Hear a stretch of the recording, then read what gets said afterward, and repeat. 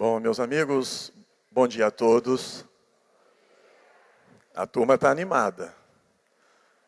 Alegria muito grande, mais uma vez, estar aqui na cidade de Recife, participando do 6º Encontro Nacional dos Amigos de Chico Xavier e sua obra. Inicialmente, eu gostaria aqui de agradecer e mais uma vez parabenizar os idealizadores dos encontros nacionais dos Amigos de Chico Xavier e sua obra. E aqui eu quero destacar os meus amigos Geraldo Lemos Neto, da cidade de Belo Horizonte, e Carlos Antônio Bacelli, da cidade de Uberaba. Feliz inspiração, feliz iniciativa.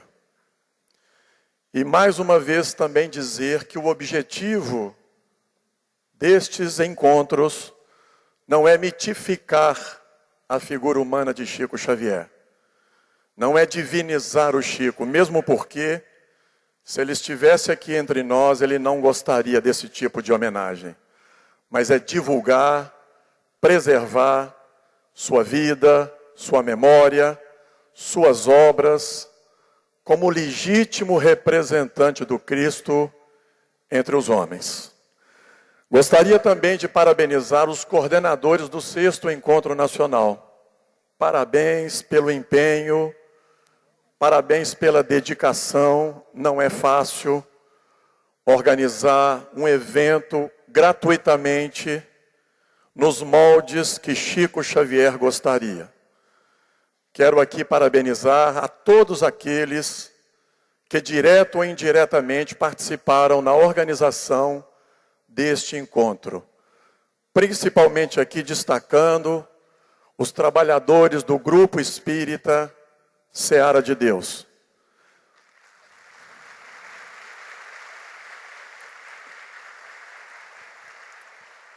Particularmente, eu tenho que agradecer o acolhimento a estes trabalhadores, Mário Jorge e toda essa gama de trabalhadores desta casa que me acolheu com muito carinho. Eu disse aqui no Cimesp, Mário, e vou repetir, eu não estou encontrando novos amigos. Eu reencontrei velhos e bons amigos. Então, agradeço o acolhimento. Já estou me sentindo nordestino arretado.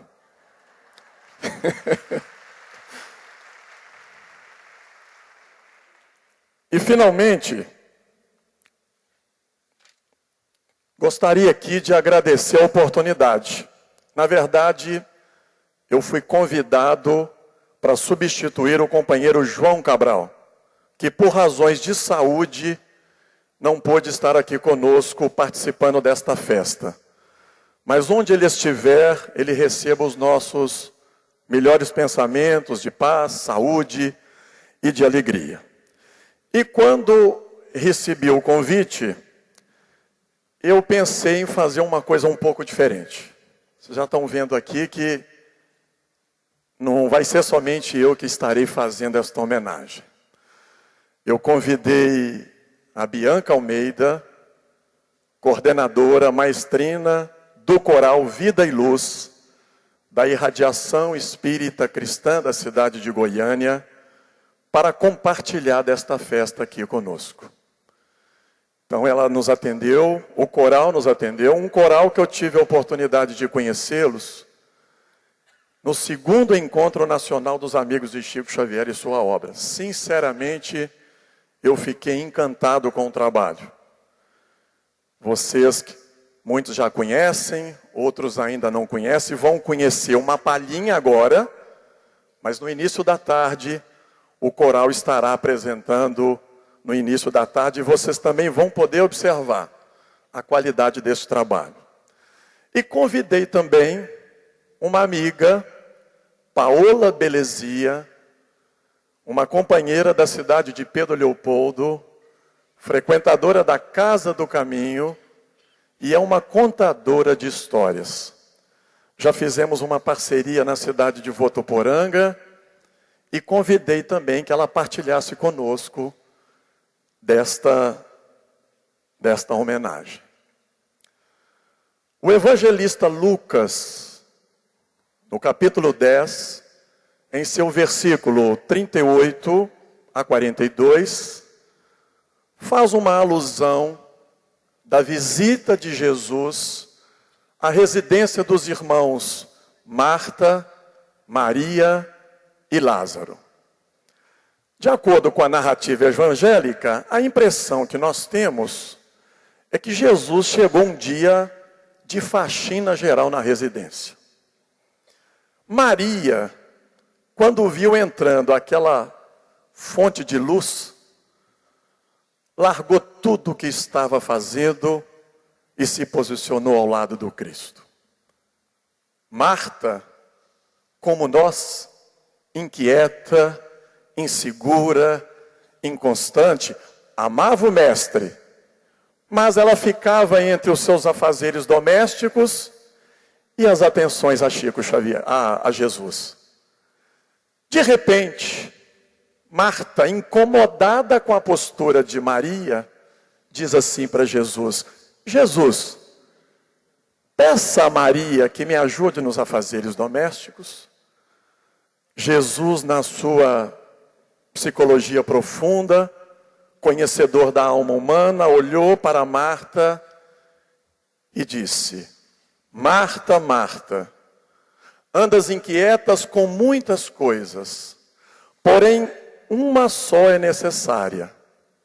Maria escolheu a melhor parte, e esta não lhe será tirada. Eu diria a vocês, se indagássemos o Cristo sobre Chico Xavier, creio que Jesus nos diria: andamos inquietos com muitas coisas, porém uma só é necessária.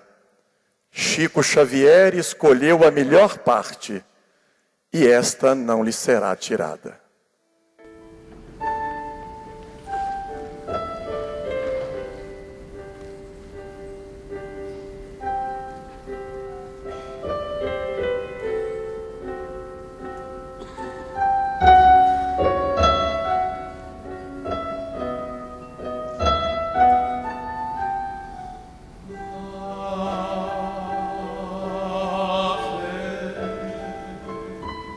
Maria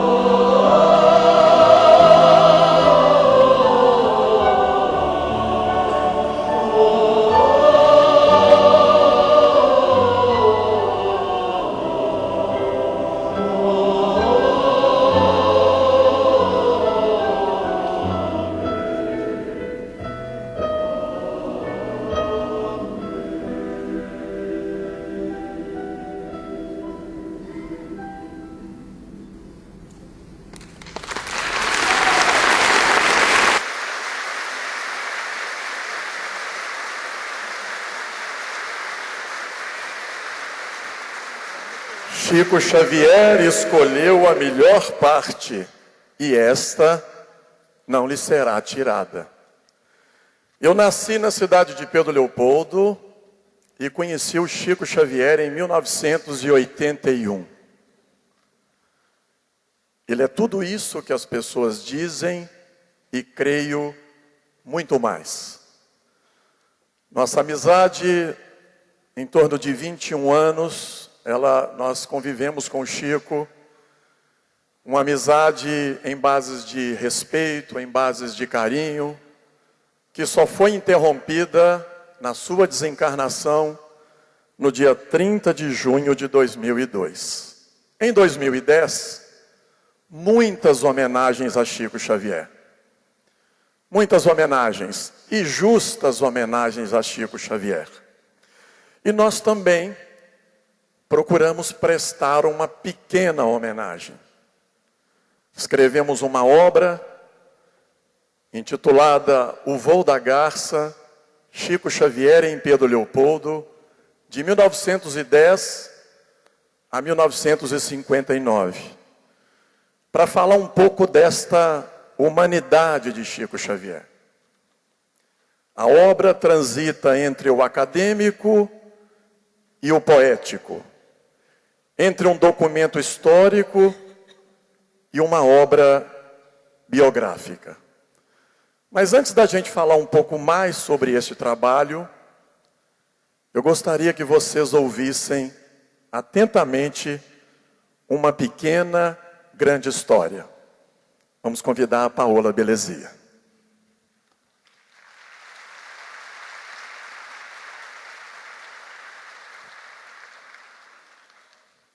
Bom, eu sou Paola Belezia, como disse o John, contadora de histórias, e trouxe para vocês uma história do livro Coisas do Reino de Pedro Leopoldo, do autor José Issa Filho. E a história é assim. Na estrada que cortava os terrenos da fazenda Modelo, aquém de uns renques de bambu, passava uma ponte sobre o ribeirão do Matuto. Uns 50 metros, sempre descendo em direção à estrada de ferro, o ribeirão contornava uma grande várzea, onde crescia moitas de capim-gordura, moitas de capim provisório, alguns juncos, 2 engazeiros e lírios. Lírios de cálice branco e perfumado. E foi aí que nasceu a história que há muitos anos me foi contada. Primeiro, por um velho da estrada de Veracruz. Depois, por Satomásia. E também por Dona Ana Preta. Porém, me recordo melhor das palavras de Satomásia, uma velha benzedeira que tinha o dom de contar histórias. E ela me disse assim: no final do mês de março do ano de 1910, começaram a aparecer garças naquela várzea, as quais foram se misturando aos lírios. Quem olhava da ponte, via um branco que se movia e mudava de lugar, e um branco que não se movia e não mudava de lugar. Então, no dia 2 de abril do ano de 1910, o branco dos lírios e das garças cobriu toda a várzea. Nesse dia de manhã bem cedo, as garças cobriram trechos do azul do nosso céu, voando em bandos, sem a menor pressa, num ritual de graça e leveza, refletindo a luz do sol em suas penas e espalhando o perfume dos lírios da fazenda Modelo pelo povoado de Pedro Leopoldo. Satomásia dizia: olha, essa foi a manhã mais bonita que eu já vi em toda a minha vida. E eu já vi as manhãs de mais de 30 mil dias. No final do dia, as garças voltaram a voar sobre o povoado, levando consigo o perfume dos lírios. Quem abriu a janela naquela noite teve a impressão de que o céu estava atrás de um vidro de cristal, com as estrelas mais próximas da terra e brilhando mais do que nas outras noites, e sentiu no ar um perfume de lírios. No dia seguinte, as garças, assim como chegaram, começaram a deixar aquela várzea, e só restaram ali umas poucas garças e uns poucos lírios. Até hoje podemos ver naquela região um pequeno número delas, certamente descendente daquelas que vieram sobrevoar o céu de Pedro Leopoldo no dia 2 de abril de 1910, dia em que o Chico nasceu. Satomásia dizia que as garças vieram com o seu voo e o perfume dos lírios festejar o nascimento do Chico. E ainda completava: os lírios de Pedro Leopoldo nunca floriram com tanta vontade como naqueles dias. E o interessante é que quando o nosso amigo Chico se reunia para receber um irmão do além, às vezes sentíamos no ar um cheiro de rosas e às vezes de lírios.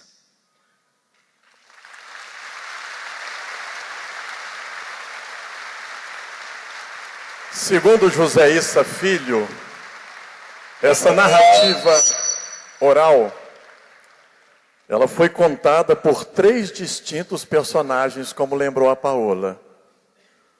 Um velho da estrada de Veracruz, uma senhora conhecida como Dona Ana Preta e uma companheira com habilidade poética impressionante chamada Maria Tomásia Ferreira, mais conhecido como Satomásia. Morreu com 105 anos. E o poeta católico Pedro Leopoldense, José Issa Filho, registrou essa história no livro Coisas do Reino de Pedro Leopoldo, em 3 volumes. E eu encontrei essa pérola que vocês acabaram de ouvir. Eu me apropriei dessa narrativa oral para dizer que uma dessas garças pousou na cidade de Pedro Leopoldo, exatamente no dia 2 de abril de 1910. Na conhecida Rua de São Sebastião. E olha como completa o poeta José Issa Filho. Trazendo amor e compaixão, e transformando as noites de muitos aflitos e angustiados em dias ensolarados de esperanças e alegrias. Vocês estão vendo aí uma declaração de amor que o José Issa Filho prestou a Chico Xavier. Vou tomar a liberdade aqui de ler rapidamente. Fazia contrariedades do tamanho de elefantes que ocupavam a cabeça dos desesperados ficarem menores que peixinhos de aquários.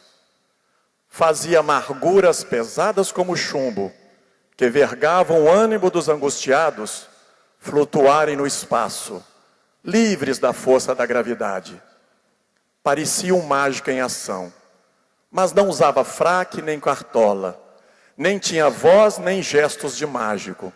Fazia tudo de maneira suave e natural. E de maneira suave e natural, colhia esperanças no espaço e as distribuía com os solitários, com os infelizes, com os doentes, com os tristes. José Issa Filho. Eu achei essa declaração belíssima. Porque quem conviveu com Chico Xavier, quem tinha um problemão, perto dele já virava um problema. Quem tinha um problema, perto dele virava um probleminha. Quem tinha um probleminha, não tinha problema. Esse era Francisco Cândido Xavier. Mas o que mais me chamou a atenção em Chico Xavier não foram as suas extraordinárias faculdades mediúnicas. Eu não fui ao espiritismo pelo sofrimento. Eu fui pela curiosidade. Nasci na cidade de Pedro Leopoldo, como disse a vocês, e cresci nesta cidade ouvindo falar em Chico Xavier. Tinha vontade de conhecer o Chico Xavier, mas nada em relação à mediunidade, mas em relação à sua humanidade. Que ser humano será que existia mesmo aquele ser humano, como me diziam?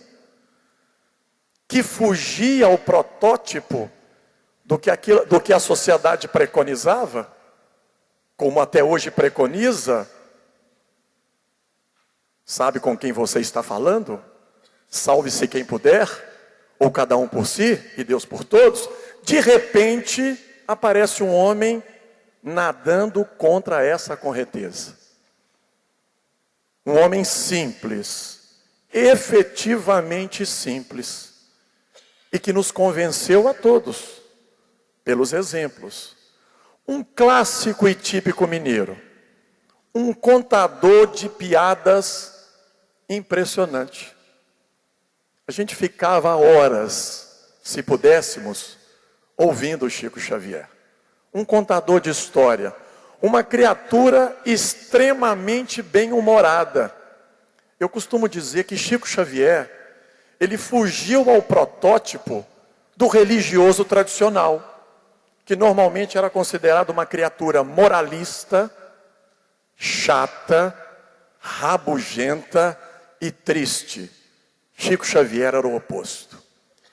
Ele ria dele mesmo, ele conseguia transformar os problemas que ele vivenciava em piada. E a gente até ria junto com ele, com todo o sofrimento que esse homem foi submetido.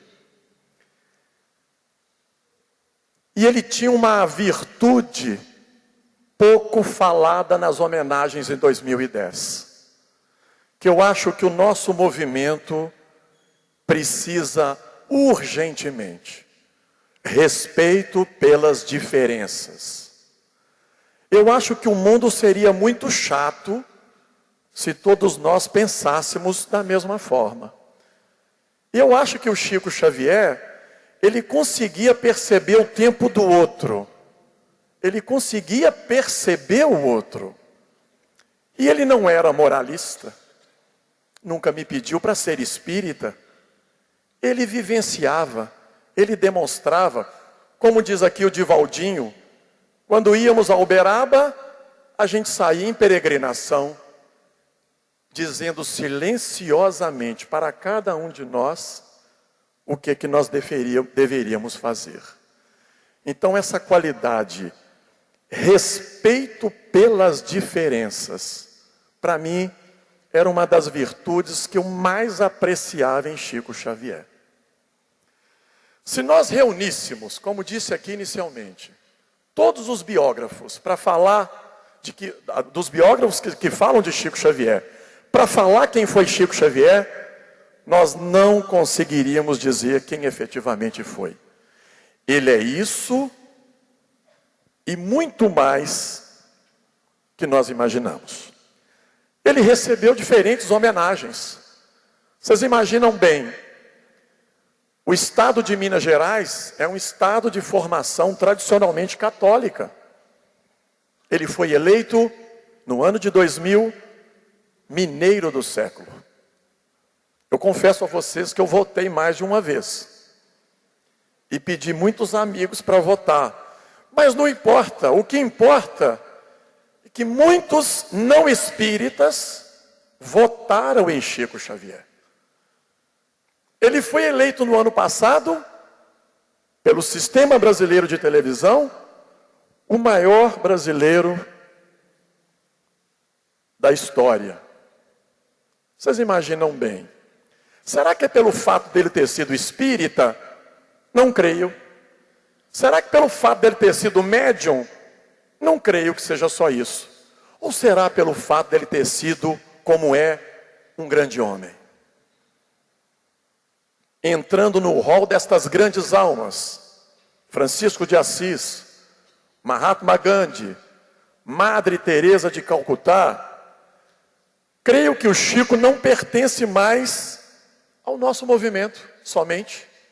ele extrapolou o nosso movimento. Falar em Chico Xavier hoje é falar em ética, é falar em cidadania, é falar em solidariedade, é falar em compaixão, é falar em respeito pelas diferenças. Parafraseando o biógrafo uberabense Carlos Bacelli,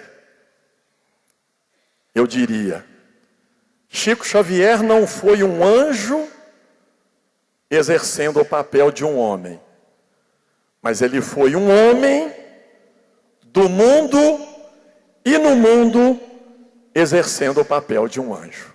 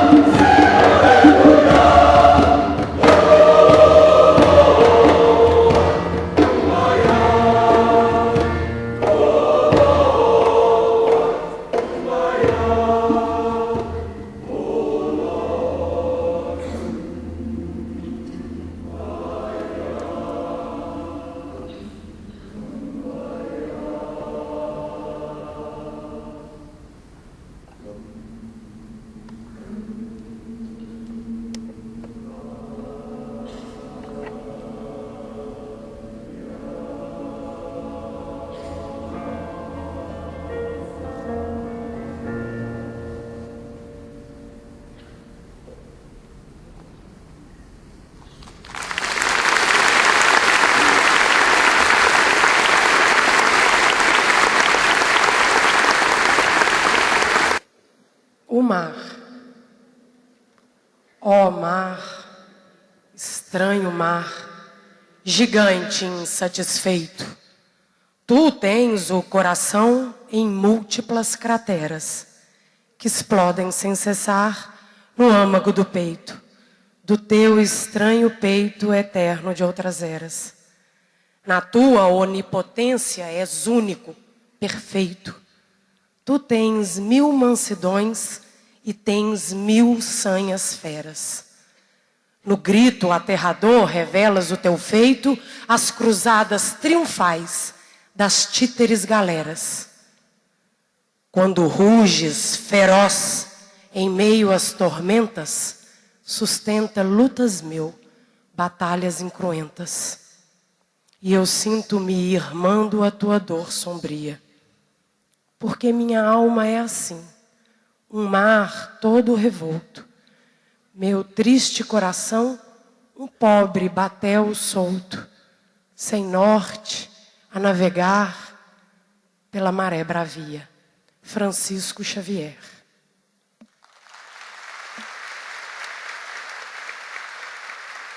Vocês acabaram de ouvir um poema escrito, não é psicografado, por Chico Xavier, consta no livro O Primeiro Livro, editado pelo Vinha de Luz, quando o Chico tinha 18 anos de idade.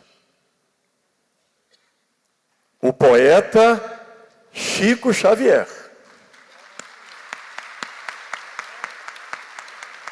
E vejam bem, formação acadêmica de Chico Xavier em Pedro Leopoldo foram de apenas 5 anos.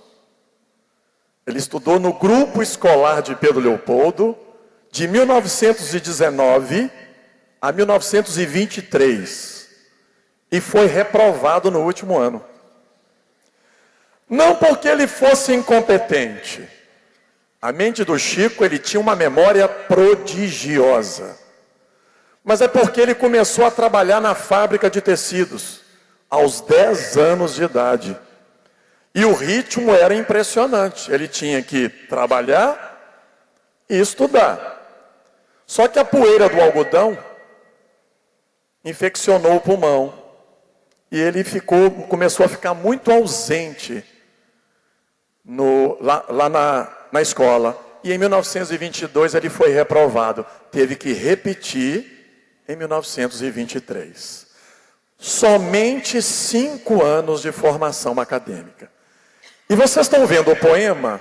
Esse desenho foi desenhado pelo próprio Chico. Quem assistiu o filme Chico Xavier, da Globo Filmes, não tem uma parte que o pai está queimando os livros de Chico Xavier? O Geraldo Lemos Neto conseguiu com o sobrinho neto, Sérgio Luiz Ferreira Gonçalves, um livro que não foi queimado. Olha os desenhos.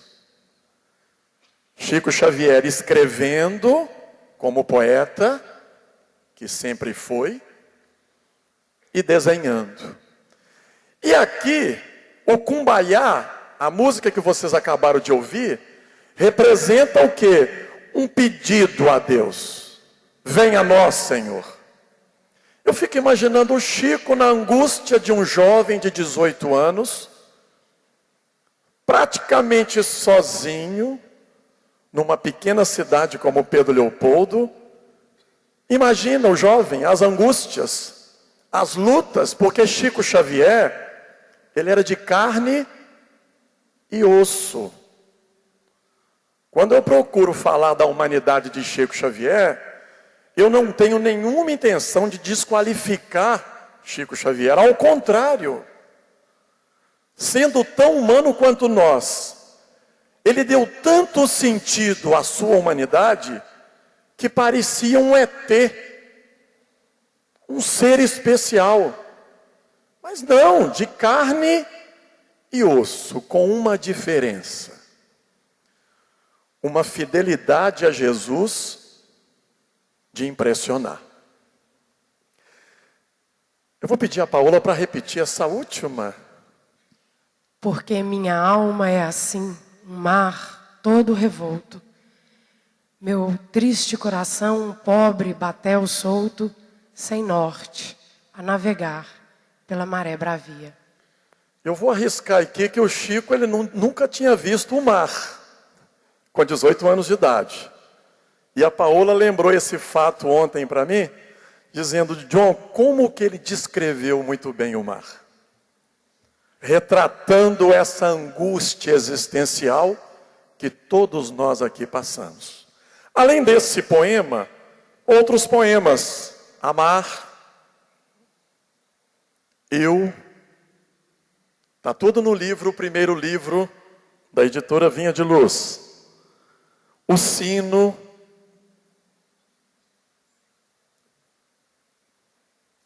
Eu fico imaginando bem, se nós estivéssemos na pele de Chico Xavier. Esta é a escola que ele estudou. Não existe mais o prédio, não existe mais o local. Foi alterado para o Grupo Escolar São José. Mas o grupo original é Grupo Escolar de Pedro Leopoldo. Mas vocês já imaginaram Chico Xavier numa pequena cidade como Pedro Leopoldo? Quem determinava a rotina dessa cidade? Não tínhamos prefeito. Sabe quem era? O sacerdote católico. Então vocês imaginam o nível de pressão que esse homem foi submetido. Já imaginaram? Eu acho que nós enlouqueceríamos. Não temos estrutura espiritual para suportar o que essa alma suportou. E olha que eu ouvi alguns anos atrás alguém dizendo que Chico Xavier era uma alma frágil. Meus amigos, frágil somos nós.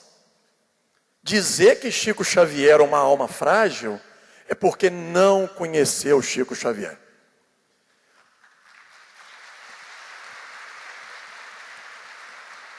No filme, eu achei que o Nelson Xavier e o Ângelo Antônio foram primorosos.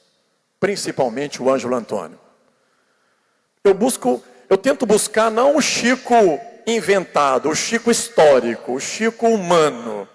Eu acho que o Ângelo Antônio foi perfeito. Mas eu acho que a criança não era como foi reproduzido. Talvez a licença poética que os diretores colocam. Eu acho que o Chico foi um menino tímido, estranho, esquisito, que sofria bullying. Um menino extremamente tímido. Inclusive, numa das obras, o próprio Chico fala que ele sofria bullying. Por isso que durante o recreio no grupo escolar de Pedro Leopoldo, ele ficava na sala. Então esse menino, ele sofreu muito e cresceu num ambiente de formação tradicionalmente católico. O primeiro biógrafo de Chico Xavier, Ramiro Gama, relata que entre os anos de 32, Chico tinha 22 anos, a 34, ele abria as reuniões do Centro Espírita Luiz Gonzaga sozinho. Olha a sede do Centro Espírita Luiz Gonzaga e do Grupo Espírita Meimei. Nós temos o presidente aqui, o Eugênio Eustáquio dos Santos. Olha como é que era o local. Entre os anos de 32 e 34, somente Chico Xavier, gente. Quem passava na rua, a rua ficava próxima à janela, e via um homem falando sozinho, o que vocês iam imaginar? Esse homem está louco. Esse menino enlouqueceu. Inclusive familiares do próprio Chico. Imagina o que é que esse homem suportou. Frágil, vou repetir, somos nós. De fragilidade, Chico Xavier não tinha nada. Ele era tão humano quanto nós. Vocês sabem que ele passou por um quadro de tristeza, de depressão? Não sou eu que estou dizendo. Isso está registrado numa carta endereçada ao casal Galves de São Paulo. Uma carta assinada no dia 22 de maio de 1969. Chico entrou num quadro de tristeza durante 8 meses. E o povo atrás dele. Alguém já entrou num quadro de depressão?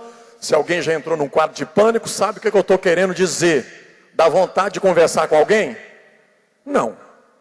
Agora Chico Xavier não tinha jeito. O povo lá e ele trancado na sua residência em sofrimento. Porque ele era humano. Meu Deus do céu. Se Chico Xavier não teve nenhum privilégio, quem somos nós para desejar ter algum privilégio? Quem somos nós? Um mês antes dele desencarnar, eu estava em Uberaba, no mês de maio, 30 de maio. Haviam dito que o Chico não teria condições de ir à reunião. De repente, ele chega carregado. E tiveram que tirar imediatamente o Chico. Quase quem surtou ali fui eu. De ver Chico Xavier, em seus 92 anos de idade, sem nenhum privilégio. Passou pelos problemas que passa todo idoso de 92 anos. E olha que ele demonstrou essa fidelidade ao Cristo durante 75 anos sem interrupção. E se desejasse, e se deixasse, Chico Xavier ainda viveria mais. A vontade dele de viver era impressionante. Eu fiz questão de botar essa foto. Ele está sorrindo, não está? Não. Está chateado. Ou será que ele nunca ficou chateado? Essa foto é de 1944, tirando a Segunda Grande Guerra Mundial. O que nos lembra no movimento espírita? Perseguição dos repórteres Davi Nasser e Jean Manzon, publicados na revista O Cruzeiro, dizendo que Chico Xavier era um charlatão. Olha que a Cruzeiro da época seria a Veja de hoje sem concorrência. Segunda razão, a família do Humberto de Campos entrou na justiça contra Chico Xavier e contra a Federação Espírita Brasileira, exigindo os direitos autorais das obras psicografadas pelo Chico, assinados por Humberto de Campos.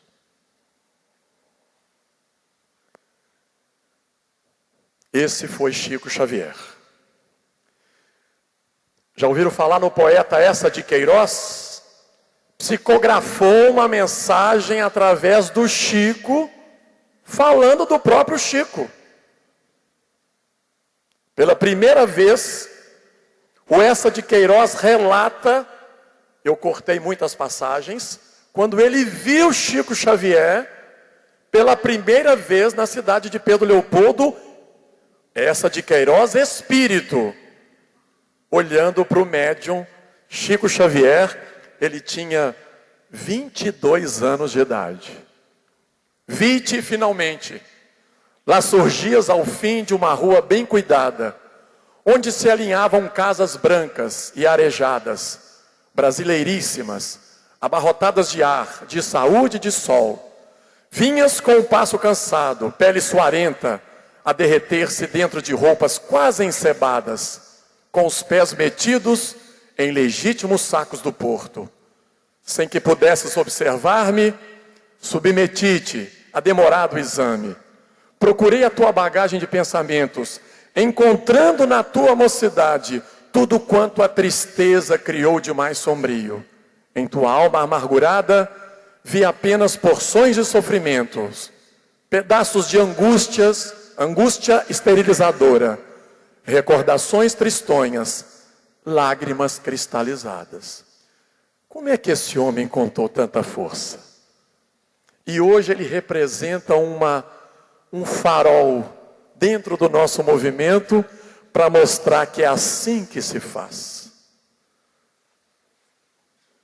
Sem desconsiderar, claro, as diferentes contribuições de muitos espíritas, mas falar em espiritismo hoje é falar em Jesus, é falar em Kardec, é falar em Chico Xavier. Eu vou tomar a liberdade de contar rapidamente um caso, quando eu tinha por hábito ir a Uberaba, e ele atendia na sexta e no sábado. E num belo dia, eu fui numa sexta-feira, ele naquele atendimento, aquelas filas enormes, de repente, aquela fila muito grande, e me dizia uma coisa: cuidado com o que você vai pensar, porque o Chico lê pensamentos. Eu ficava preocupado, mas muito atento em tudo que o Chico Xavier fazia. De repente, uma senhora, no meio do salão, ela surtou. Essa criatura perdeu a mãe.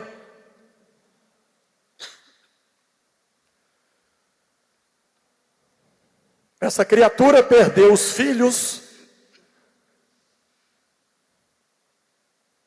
Essa criatura perdeu a família dela. Eu fiquei imaginando o que esse homem pode dizer para consolar uma dor tão intensa.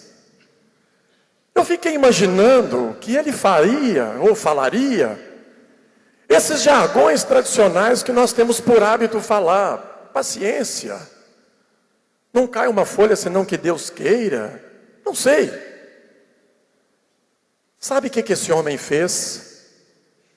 Ele se levantou, caminhou em direção a essa mulher e choraram os dois, publicamente no meio do salão.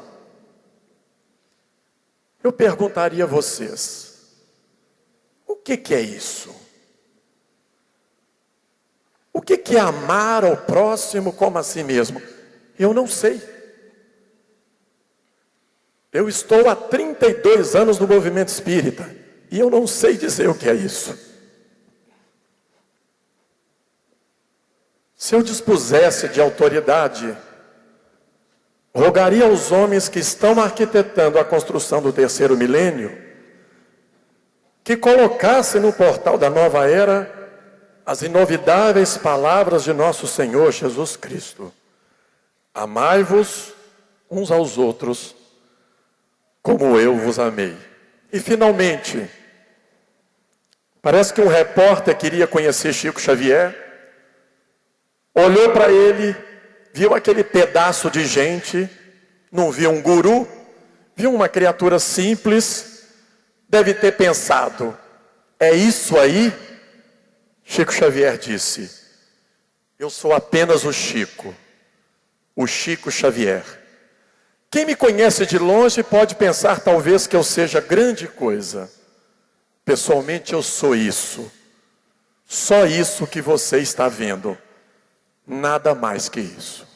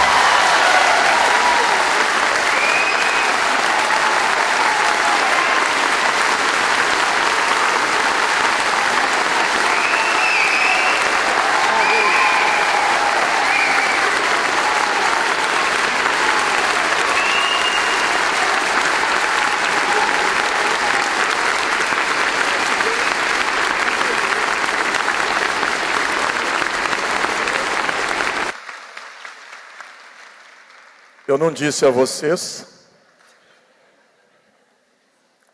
Para finalizar, reproduz para nós aqui na tela essa foto. É uma pintura, não é foto, é uma pintura pelo escultor. O pintor foi de Pedro Leopoldo no final da década de 70. Nós conseguimos recuperar essa obra. Hoje ela está na casa de Chico Xavier em Pedro Leopoldo. Diria para todos nós: andamos inquietos com muitas coisas, porém uma só é necessária. Chico Xavier escolheu a melhor parte, e esta não lhe será tirada. Muito obrigado.